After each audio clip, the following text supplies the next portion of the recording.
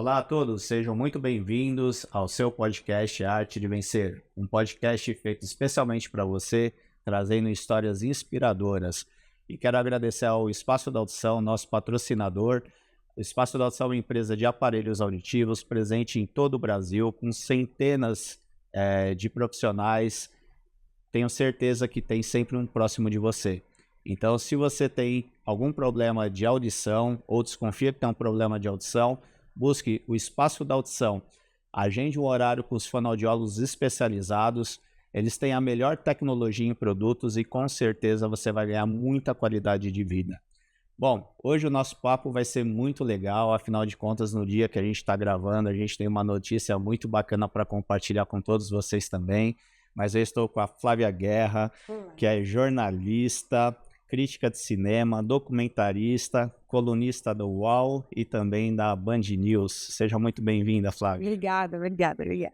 Hoje vamos falar bastante sobre cinema, né? Vamos, assunto preferido. Conta um pouquinho pra gente como começou a sua trajetória profissional e por que você decidiu ir para essa área de cinema. Olha, minha trajetória profissional mesmo, né, assim, o per se, começou quando eu já estava na faculdade, né? Eu estudei jornalismo, e aí fui fazer, nem comecei cobrindo cinema. Eu já fazia, sei lá, matérias de cinema, inventava coisas de cinema na faculdade, fazia o Jornal do Campus, né, que é o jornal... Eu fiz USP, quem faz jornalismo na ECA, né, que é a escola da USP de Comunicação e Artes, faz um jornal. Tem o Jornal do Campus, tem a agência de notícia da USP, então ali eu já inventava pautas de cinema e cultura, sempre foi a minha. Mas eu comecei trabalhando com esportes no Jornal da Tarde, cobri esporte, futebol, Fórmula 1, tive a coluna de esporte, adoro esporte também. Mas eu sempre quis cobrir cinema. Então, eu sempre pendia, sempre quis, assim. Não tem muito um porquê. Eu sempre gostei de cinema, eu sempre quis juntar, né, as paixões. Tipo, eu acho que o jornalismo de cultura, ele é diferente do que a gente chama de hard news, né? Depois a gente pode desenvolver um pouco mais isso. Mas ele forma muito, né, o que era o leitor, o espectador, hoje em dia internauta, enfim. Não é só informar, é formar também. Então eu gosto desse mix que o jornalismo de cultura tem. E nessa área de cultura eu cobri muitas outras áreas também, cobri outras áreas dentro do jornalismo também. Mas eu sempre tive junto com o cinema, assim, porque é uma área que eu acho que tem entretenimento, tem arte, tem cultura, tem informação, dá para falar de tudo dentro do cinema, né? E essa paixão veio na época da faculdade mesmo ou você já tinha anteriormente? Eu sempre tive, assim, sempre quis estar perto do cinema de alguma forma. E os anos, né, sei lá, quando eu era criança, adolescente, 80, 90, principalmente 90, foram anos muito difíceis, né, para o cinema brasileiro, porque o Collor fechou a Embrafilme, né, porque não julgava importante o cinema, e a produção de cinema no Brasil, na década de 90, ela caiu, assim, tipo, teve ano que o Brasil fez um filme, 2 filmes. Então, estudar cinema era quase uma coisa impossível, assim, né, não tinha muito... Mas muita perspectiva. Quem gostava dessa área estudava rádio e TV, ainda era separado, né? Ou fazia publicidade, ou jornalismo. Mas eu também nunca quis ser cineasta. Assim, eu gosto de ser jornalista também. Então, junta as duas coisas, né? Assim como quem cobre futebol é apaixonado por futebol. Sim. Mas não necessariamente quer ser técnico ou empresário de futebol, ou tem talento e quer ser jogador, né? E você teve um grande destaque na parte de documentarista, né? Conta um pouquinho pra gente por que, né, a dificuldade no Brasil de se fazer documentários. Inclusive, você teve um documentário premiado em 2010, né? Conta um pouquinho pra gente. O documentário continua essa pergunta, a resposta da sua primeira pergunta, que é, para mim o documentário, ele une duas paixões também, porque documentário pode ter elementos do jornalismo, mas ele não é jornalismo. Tem documentário que não tem nada de jornalístico, tem documentários que tem, né? E ele é cinema também, né? Então, e o documentário hoje em dia está cada vez mais diverso, tem documentário de tudo quanto a gente. Teve uma época que a gente achava que documentário é sempre uma reportagem estendida. Ele é muito mais complexo de se fazer. É muito, e o documentário não é mais, assim, nunca foi, mas hoje em dia o público sabe que documentário não é reportagem estendida. Você pode ter o documentário direto, que a gente chama, que nem tem entrevista, pode ter documentário de animação, documentário só com imagem de arquivo, né? Tem de um tudo hoje. Então, eu fui estudar documentário porque eu queria também ampliar, né, minha área. Eu não queria ser só jornalista. Então, eu queria estudar outras coisas e tal. E aí eu me inscrevi num programa que, aliás, está com inscrições abertas, de programa de bolsas do governo britânico, que chama Chevening. E o Chevening todo ano dá bolsas para estudantes do mundo inteiro para estudar em universidades, né, fazer mestrados, MBA, MA, que é o que eu fiz, né, que é Master in Arts. Mestrado lá em Londres, sim, né? sim. Não é um MBA, né? MBA é de negócios, né, de business. Quando é na área de artes é só MA, em documentário, né? Então, tem várias áreas, né? Então para mim também foi legal, porque a escola inglesa de documentário é muito bacana, né? Fazer qualquer curso fora amplia muito, né? Muito o olhar. E esse documentário meu que foi premiado foi o que eu fiz como conclusão de curso do mestrado, né? Sobre um motoboy brasileiro em Londres, né? O Karl Marx. Mas desde então eu sempre faço projeto de roteiro, de documentário, pesquisa, estou junto em campo. Eu gosto muito de filmar, né? De estar. Tem vários projetos aí, estou dirigindo agora com 2 amigos parceiros um documentário sobre notícias populares, o lendário, mas pegando mais uma reinterpretação do que é fake news, o que é sensacionalismo, né? Como a gente vê hoje o que é fake news e sensacionalismo. Esse está pronto já? Não, está fazendo, estamos fazendo. Já filmamos bastante, mas tá no forno. Então, assim, eu gosto de juntar as coisas. Mais uma vez, é um documentário desse que é sobre jornalismo, né? É específico, mas ao mesmo tempo eu acho que todo mundo devia se envolver mais. Sem dúvida. A gente está meio distante do jornalismo como público, né? O brasileiro, ele consome muito cinema, mas ele entende pouco, né, da profundidade. Como você enxerga isso, essa cultura brasileira? Eu acho que, na verdade, é falta de cultura. Porque o brasileiro, eu acho que tudo pode ser, da palavra, né, cultivado. Cultura tem muito a ver com isso. Sim. E no Brasil, a gente é um país maravilhoso em vários sentidos. A gente cultivou muito, e a mídia também é muito responsável por isso, a cultura do futebol, por exemplo. Ninguém para pensar que tem gente que não gosta de futebol. Ou tem gente que não liga para futebol, que gosta, mas nem ama, que gosta, mas não vai comprar o ingresso para ver no estádio. É tipo isso, né? Tem gente que gosta de cinema, mas não compra para ir ao cinema, prefere ver no streaming, é a mesma coisa. Mas o futebol é quase dado. Quase todo mundo precisa saber, precisa ter... Porque isso é uma cultura que foi sendo formada.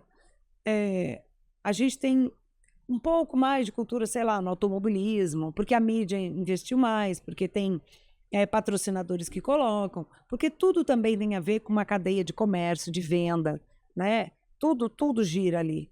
Então, quando a gente fala de cultura, e olha que cinema é entretenimento, é a cultura de massa. E coitada das artes plásticas, dança, coitado no sentido comercial, né? Não que não sejam maravilhosas. Artes plásticas, dança, música clássica, nem chega perto do volume de parcerias, vendas, anúncios que o cinema pode proporcionar. O próprio teatro também. O próprio teatro. Ou a música. A música é muito maior que o cinema no Brasil, né? Que bom também, amo. Mas não se compara. E mesmo assim, o cinema sendo uma arte de massa por essência, ainda que tenha o cinema de autor, etc., a gente não tem uma cultura de discutir cinema. Eu faço paralelo com futebol porque é isso. Quantos programas hoje em dia de mesa redonda de futebol a gente tem? Vários. Meu Deus, mas não é só na TV. É na TV a cabo, na TV aberta, no YouTube, no podcast, não sei. Assim, é tanta coisa. Se você pegar, quantos programas de cultura a gente tem discutindo cultura na TV brasileira? Nenhum. É verdade. Nenhum. E a cultura ajuda a desenvolver uma sociedade, né? É muito importante ter esse espaço. Sim, e assim, a gente tem o Metrópolis da TV Cultura, que é incrível, né? Mas ele traz gente maravilhosa, eu sempre tô lá, eu sou super fã, Mas não, eu tô falando de mesa redonda, para se debater o assunto. A gente não tem. Aliás, não tem de quase nenhum outro assunto. A gente fica muito no monotema do futebol. Não que eu não adore o futebol, mas por que a gente não pode cultivar isso em outras áreas? Não cultiva nem em política, né? Quando a gente vai falar de política, ou é a corrupção que acontece ali, ou é a fofoca, ou é a cadeirada, né? A política mesmo, né? Per se, a gente não discute também no Brasil. Então, é disso que eu falo, assim, acho que a gente podia ter muito mais, né, salvos aí uns programas ou outros de TV que debatem mais a política, programas de fim de noite, ou programas de entrevista que trazem pessoas de várias áreas, como Roda Viva, aí discute, mas eles mudam de temas, né? Programas de entrevista, como o do Bial, Roda Viva, entre outros. Não são programas fixos. A noite da cultura, a noite, sei lá, do esporte amador, né? A noite da gastronomia. Vários outros assuntos que o programa sobre discutir saúde quase que não tem. É verdade. Você que acompanha muitos festivais e esteve recentemente em Veneza, onde tivemos uma ótima notícia para o cinema brasileiro, onde o nosso filme Ainda Estou Aqui foi aclamado por mais de 10 minutos, né, pela plateia, emocionou muita gente, a atuação da Fernanda Torres extremamente elogiada. Conta pra gente um pouquinho como foi esse festival, qual a repercussão do cinema brasileiro, se ele tem crescido ano a ano, porque o Brasil parece estar sempre batendo na trave do Oscar, né? Vamos ver se agora vai, né? Até porque hoje saiu a notícia que esse filme foi indicado para representar o Brasil no Oscar 2025. Eu queria que você falasse um pouquinho sobre isso. Muita coisa, mas assim, Veneza é um festival, acho legal a gente prestar atenção, porque e tá tudo certo, tá, gente? Fazendo outros paralelos aí. A gente não necessariamente fica acompanhando todos os campeonatos, sei lá, todos os Impossível. summits, ou todas as reuniões de, sei lá, ecologia no mundo. A gente vai vendo os grandes eventos, faz parte, né? Normal. Mas Veneza, a gente aqui no Brasil em geral, como espectador, a gente acompanha o quê? O Oscar. Aí, às vezes, a gente presta atenção em Cannes, né, que é o Festival de Cannes na França, em maio, que é o maior do mundo, é a Copa do Mundo do ano, né? E um pouco de Gramado por ser no Brasil. Por ser no Brasil, claro, é um festival muito importante no Brasil. E aí, mas a gente tem um trio muito importante de festivais, que agora viraram 4. A gente tem Berlim em fevereiro, Cannes em maio e Veneza agora em setembro. E aí a gente ganhou Toronto também, que é setembro, outubro, né? Acaba Veneza, Toronto está começando, assim, um não acabou, o outro já começa. Que pega mais o mercado americano. Então, porque o Oscar não é um festival. O Oscar é uma premiação que foi pegando os filmes que foram lançados. Exatamente, né? Então, é como lá, de novo, paralelo, é como a final do Mundial no Tóquio, no Japão, né? Veio a Libertadores, veio a Eurocopa. Teve tudo até chegar lá. Até chegar lá, entendeu? É a mesma coisa o Oscar. E aí, o que acontece? A gente não lembra. Veneza, legal, aquele festival ali. E fazia... Mas Veneza é muito importante. A gente costuma falar que é a porta de entrada do Oscar. Cannes também mas Cannes, como é maio, não, né, o filme tem que chegar muito forte ali para... Né, Veneza já começa a campanha, né, que eles falam que é a campanha de outono, né, nos Estados Unidos, né, não, hemisfério norte. E aí os filmes já começam pesado para a campanha do Oscar. Então, Veneza tem um recorte que é mais pop, né? Esse ano em Veneza, só para citar, a gente teve o filme da Angelina Jolie, no qual ela vive a Maria Callas, Nicole Kidman, um filme super sexy, assim, bem interessante, Baby Girl, ela foi a melhor atriz em Veneza. A gente teve Coringa 2, né? A gente teve um filme novo de um diretor italiano que chama Luca Guadagnino, que é diretor de Me Chame Pelo Seu Nome, com o Daniel Craig, que é o 007, no qual ele é um personagem gay. E aí deu muito o que falar, o 007 gay, aquela história toda. Então, assim, Veneza tem filmões, assim. No meio disso tem filme da Geórgia, que foi super premiado, tem o filme do Brasil, o filme argentino. Então, tem uma mescla muito legal. Quando você está ali no meio e você tem uma boa recepção, como foi o Ainda Estou Aqui, o nosso filme, o pessoal já começa a falar, opa, tem chance no Oscar, olha, né? Então, é um festival que aquece. Cannes também. Por exemplo, Parasita, que ganhou tudo, foi o vencedor de Cannes naquele ano. Esse ano, o vencedor do melhor filme de roteiro adaptado, que é Anatomia de uma Queda, foi o filme que venceu Cannes. O filme de melhor filme estrangeiro esse ano, que é um filmaço também, que é o Zona de Interesse, foi premiado em Cannes. Cannes também coloca muitos filmes ali, mas mais os estrangeiros, não tanto os americanos, né? Então, por exemplo, A Substância, que é um filme que está sendo muito cotado com a Demi Moore, ele foi premiado em Cannes. Então, é uma mescla, mas Veneza ganha mais esse. E aí, você perguntou sobre o filme brasileiro. Foi muito emocionante, porque, eu sou brasileiro, né? Então, não sou nada neutro. 2, fazia mais de 20 anos que o Brasil não concorria ao Leão de Ouro, que é o prêmio principal de Veneza. O último, aliás, tinha sido também do Walter Salles, que era o Abril Despedaçado, que acho que foi 2001.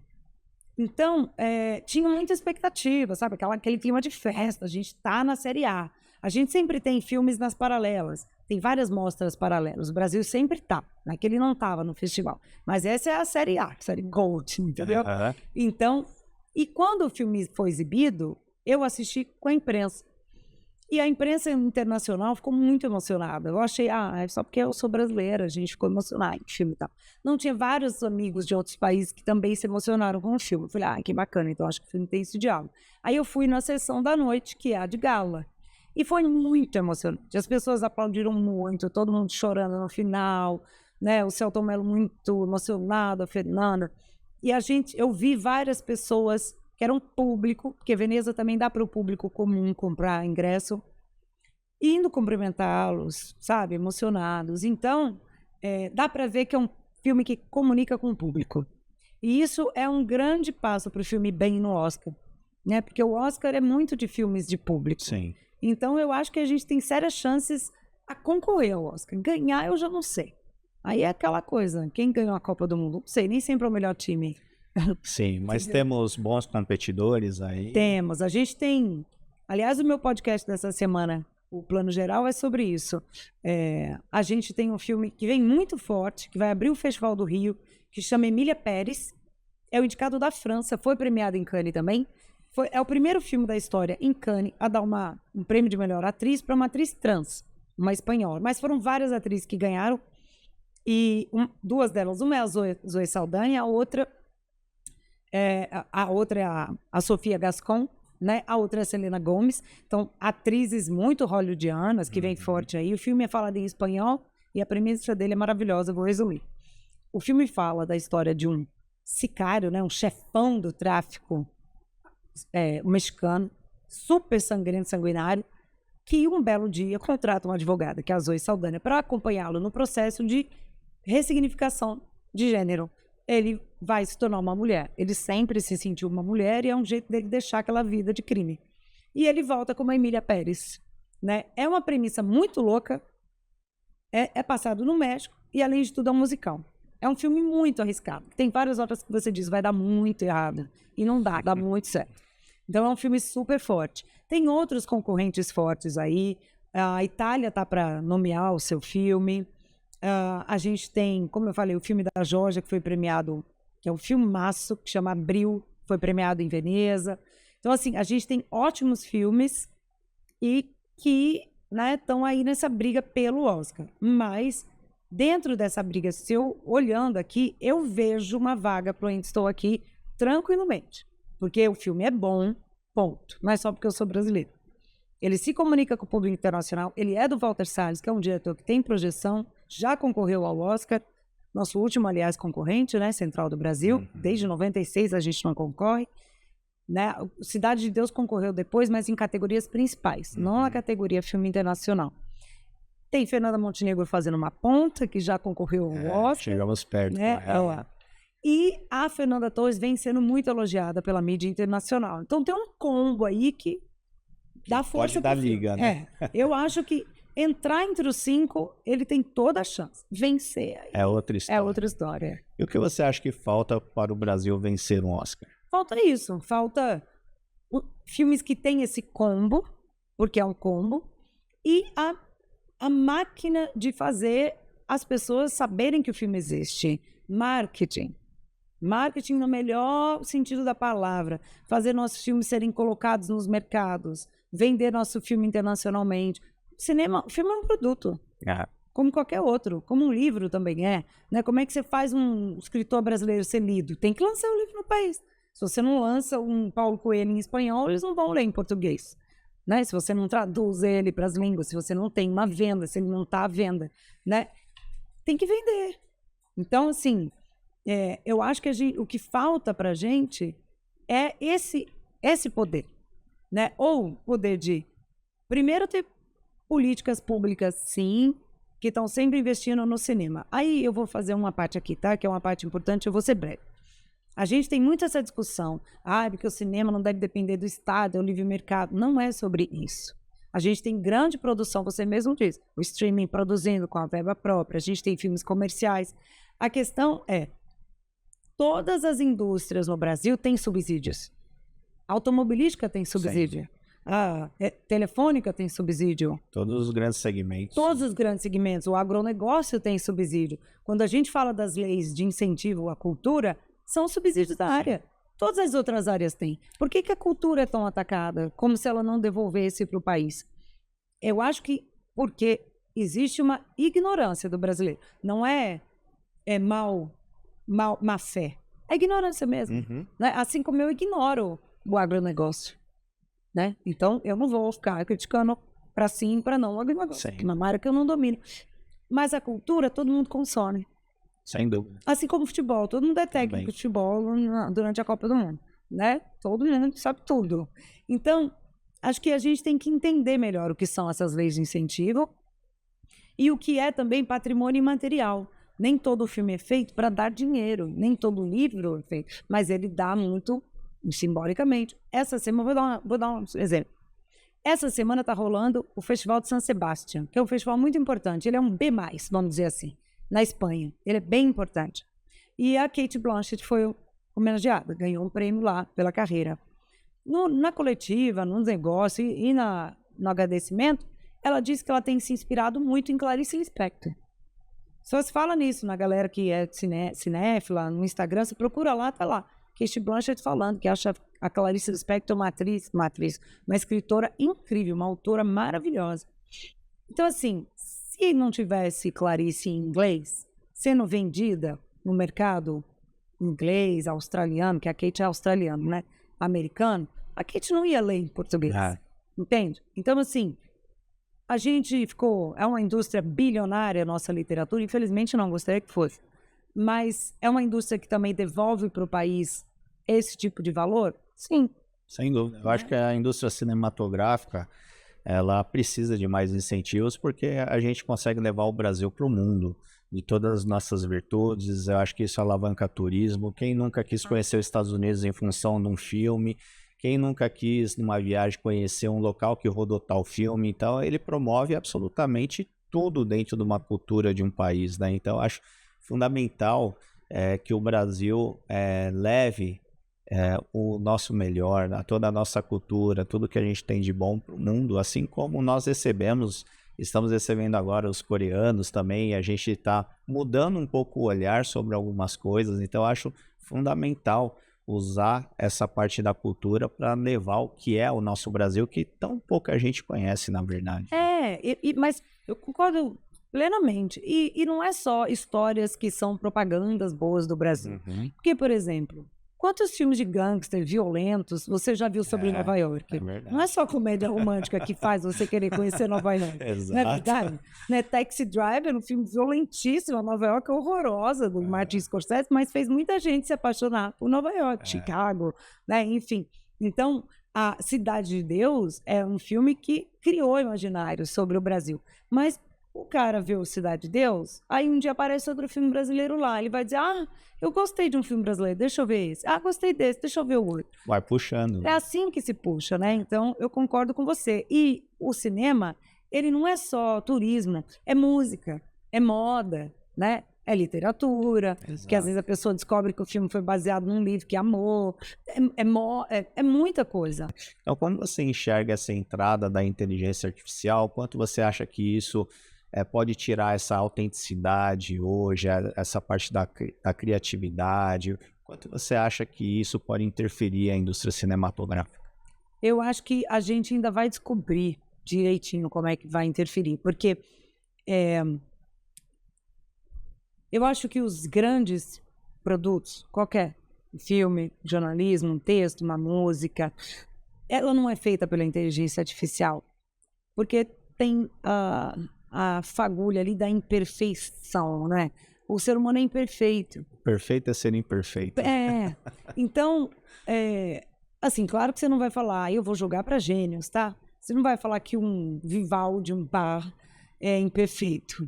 Aquilo é perfeito. Mas eles eram humanos, né?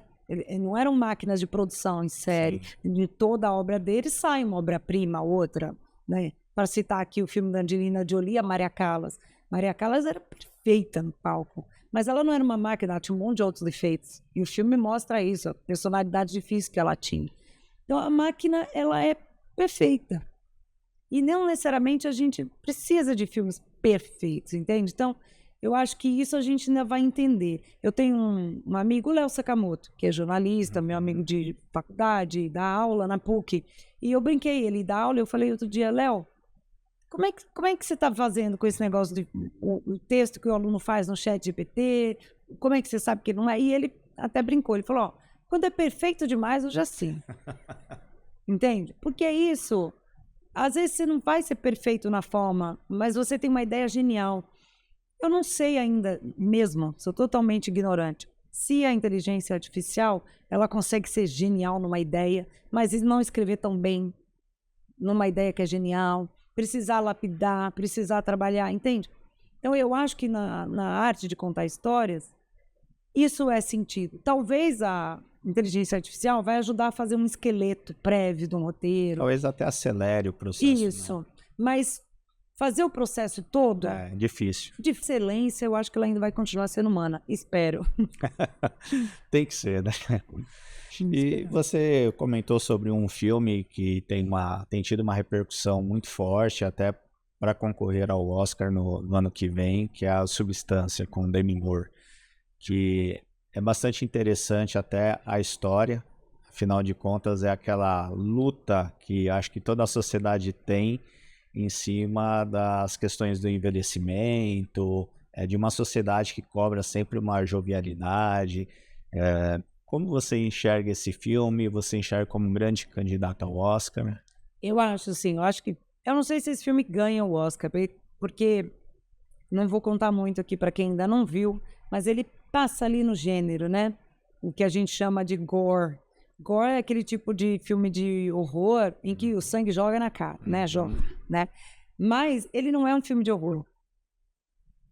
Pelo contrário. Então, eu não sei se ele ganharia o Oscar, mas eu acho que disputar, ele é um sério candidato. Hoje, olhando assim, eu falo, não sei quem vai ganhar esse Oscar. Não parei ainda para organizar o tabuleiro. Mas onde que esse filme... Eu adoro o filme. Mesmo quando eu vi lá em Cannes, já era um dos meus favoritos desse ano ali, em maio. Porque a diretora é francesa, ela chama Coralie Farjat. Ela é muito inteligente. Ela pega, como você falou, um tema que assombra principalmente as mulheres, os homens hoje em dia também estão muito assombrados, que é a questão da eterna juventude, né?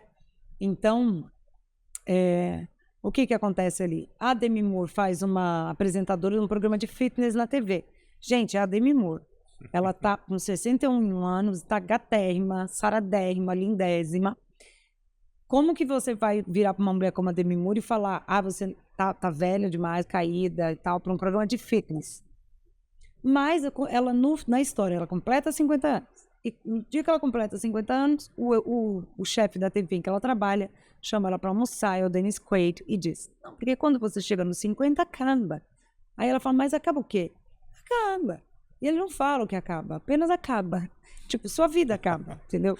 Ela é demitida e ela dedicou tanto a vida dela naquilo que não sobrou nada. Não, ela tá vazia. E aí aparece lá, não vou contar muito, uma proposta dela usar essa substância do nome e ela vai ganhar uma versão melhorada dela. Não é uma gêmea dela, não é um clone, é uma versão melhorada. E a versão melhorada é a Margaret Qualley, que é lindíssima, que é filha da Frances McDormand, a atriz do Quatro Casamentos e um Funeral. Lindíssima. E aí elas têm um pacto ali que elas nunca existem no mesmo momento, né? Uma, enquanto uma tá, a outra não tá. Não vou ficar contando a trama aqui. Existem as duas. Existem as duas, mas elas nunca estão no mesmo tempo. Uhum. Só que elas têm que respeitar algumas regras. E a mais jovem, obviamente, que é mais imatura, da idade, não respeita algumas regras. E aí isso tem consequências, né? Mas o que eu acho interessante aqui é que ela usa o gênero para falar de uma coisa que podia ser um drama, uma mulher envelhecendo, tipo o Crepúsculo dos Deuses, que é um dos maiores clássicos do cinema, é sobre isso. A Morte Lhe Cai Bem, que é uma comédia com o Goldie Hawn, lembra que elas querem ficar jovens para sempre também, é sobre isso. Mas aqui ela começa uma coisa que parece um drama, aí ela vai para uma coisa meio David Cronenberg, sabe? O body horror que a gente fala, aquela coisa do corpo, né? Aquele horror. E depois ela descamba para esse gore, que é uma coisa louca, assim. Que ela quer jogar na nossa cara mesmo. Sabe? Toda essa hipocrisia, assim, do quanto a gente se cobra, e cobra principalmente das mulheres, essa obrigatoriedade, essa obrigação de ser jovem eternamente, porque isso não existe, isso é impossível. Você vai ser reflexão, né? Só que é um filme divertido, é um filme que você se diverte, é um entretenimento. Ela não fica, não é um filme francês de discussão sobre isso. É um filme em que as coisas acontecem. Isso é que eu acho que é uma pegada dela, entendeu? Porque podia ser um filme que tivesse muito debate, como nós estamos aqui fazendo. A interpretação dela é fantástica. Fantástica, ela tá incrível. Já tá no Brasil? Tá, estreou semana passada. Semana passada. Vejam que vale muito a pena. E no cinema é mais legal, porque o trabalho de som desse filme é incrível. E atualmente você tem ministrado cursos também de documentário, para fazer documentários. Para quem quiser fazer o seu curso, como é que faz? Olha, tá lá no meu Instagram, que é guerra.flávia. Na minha bio ali, né, ali em cima no cabeçalho, tem o link para o curso, para inscrição. Pois vamos colocar também. Isso, ou me manda um direct lá que eu respondo. A gente vai abrindo, tá uma turma nova, já começa. E é um curso muito legal, porque eu nunca quis dar esse curso. É que as pessoas começaram a pedir. É um semestre de curso? É um semestre. O formato que ele é bem simples, assim. Eu dou bastante a parte de formação teórica mesmo. E a Débora Osborne, que dá o curso comigo, é uma super produtora. Ela é produtora do documentário sobre o Dominguinhos, o documentário do Melodia, Luiz Melodia, que ganhou um monte de prêmio, ganhou É Tudo Verdade esse ano, está indo super bem internacionalmente. Ela é muito boa produtora e ela entra nessa parte mais prática de como você bota seu projeto na lei, se você quiser. Você, pessoa física, pode colocar o seu projeto na Lei Paulo Gustavo, pode colocar numa outra lei de incentivo, conseguir uma verba, conseguir parceiros, né? Como você formata esse projeto. E a gente tem convidados especiais que também falam de montagem, pesquisa. Então é um curso bem 360. E para quem não quer fazer documentário também é legal, porque aprende, quem curte, sabe? Aprende a história, vê filmes, discute. E para quem está nos assistindo, tem interesse em ingressar na área, que dicas você daria? De documentário? Olha, eu acho que de documentário você tem que gostar de contar a história, né? Sim. Se não gosta, nem começa, porque tem que contar a história. Seguinte, tem que ter curiosidade, né? Porque o documentário é uma arte da curiosidade, né? Porque tem gente que o barato é contar a história, mas é escrever a história, é criar a história, que é incrível, né? Eu, por exemplo, não sou. Já escrevi um roteiro de ficção, mas não é uma coisa que vem de mim, assim. Eu gosto muito mais de investigar a história. Mas tem gente que gosta de investigar o real, personagens reais, né? E eu acho que tá num momento muito legal para quem curte isso, porque tem documentário para streaming, os sites de notícias, tipo o UOL tem um canal lá de documentários do UOL, que são mais jornalísticos, né? A Globo News tem uma linha de documentários, o Canal Brasil, o GNT, o Arte1, o Curta. Tem vários canais que você pode coproduzir documentários, até a Netflix. O streaming tem investido muito no chamado true crime, né? Que são baseados em crimes, e a brasileiro ama, né? Então, agora estreou sobre a Priscila, que é a irmã dos Belfort, né? Que é uma história super triste também, dura. Mas, assim, brasileiro adora true crime. Então, quem curte tem uma ideia boa, por que não apresentar para uma produtora e produzir com a Netflix, com a Amazon, com a Max, enfim. Então, eu acho que... E tem que começar e estudar um pouco também, e bater nas produtoras, com projetos, tem que ficar de olho no que está acontecendo no meio. Para quem quiser acompanhar suas dicas, você já passou seu Instagram, mas você também está no UOL, tem um dia específico? Eu tenho uma coluna no UOL, escrita, que aí em geral é quinta ou sexta, mas tem o meu podcast que chama Plano Geral. Ele vai para as plataformas de áudio, Deezer, Spotify, então dá para só ouvir. E ele também vai em versão vídeo para o Splash Wall. Aí tá lá no YouTube do UOL. Também dá para assistir, quem quiser curtir, porque a gente sempre faz entrevistas. Então, às vezes a pessoa quer ver o entrevistado, né, e tal.